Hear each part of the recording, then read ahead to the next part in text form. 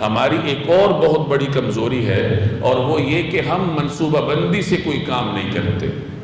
عام طور پر منصوبہ بندی سے مسلمان ماورا ہے، یہ کام ہم نے غیر مسلموں کے سپرد کیا ہوا ہے۔ ہم اللہ جل جلالہ اپنی مثال قرآن کریم میں دیتا ہے کہ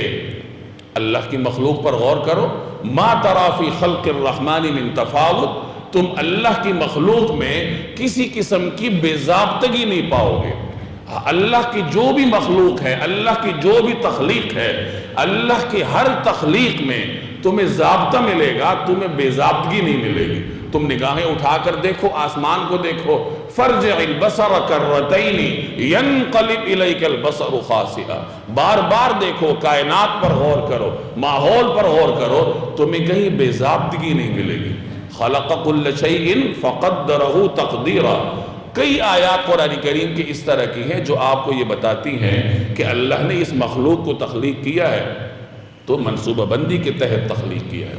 جناب رسول اللہ صلی اللہ علیہ وسلم کی یہی سنت ہے کہ جو بھی کام آپ کرتے تھے منصوبہ بندی کے ساتھ کرتے تھے، یہی انبیاء کی سنت ہے۔ حضرت یوسف علیہ السلام نے 7 سالہ منصوبہ بندی کے تحت اپنی قوم کو قحط کے جنجال سے نکالا تھا۔ اسی طریقے سے حضرت موسیٰ علیہ السلام نے بھرپور منصوبہ بندی کے تحت اپنی قوم کو ایک مخصوص وقت میں فرعون کی چنگل سے، اس کے غلامی سے نکالا اور دریا سمندر پار کروا کر پار لے گئے۔ تو انبیاء علیہ السلام کی تاریخ آپ پڑھیں تو آپ کو ان کا ایک ایک لمحہ ایک خاص نظم و ضبط کے تحت گزرتا ہوا نظر آئے گا، اور ہم ان تمام انبیاء کے نام لیوا ہیں لیکن ان کی سنتوں سے محروم ہیں، منصوبہ بندی سے ہم محروم ہیں۔ ہم دن رات گزارنے کے لیے کوئی منصوبہ بندی نہیں کرتے۔ ہمارا مسلمان رات کو 12-1 بجے تک گپے مارتا ہے، فضول کام کرتا ہے، گپوں سے فارغ ہوتا ہے تو بستر پر لیٹ کر 1.5-2 گھنٹے موبائل چلاتا ہے،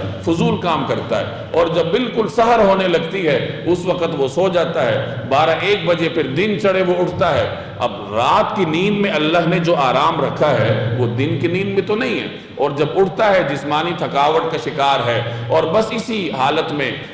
جسمانی تھکن کی حالت میں وہ نکلتا ہے تو اس نے خاک کام کرنا ہے، تو اس کا نتیجہ یہی ہے جو ہم بھگت رہے ہیں۔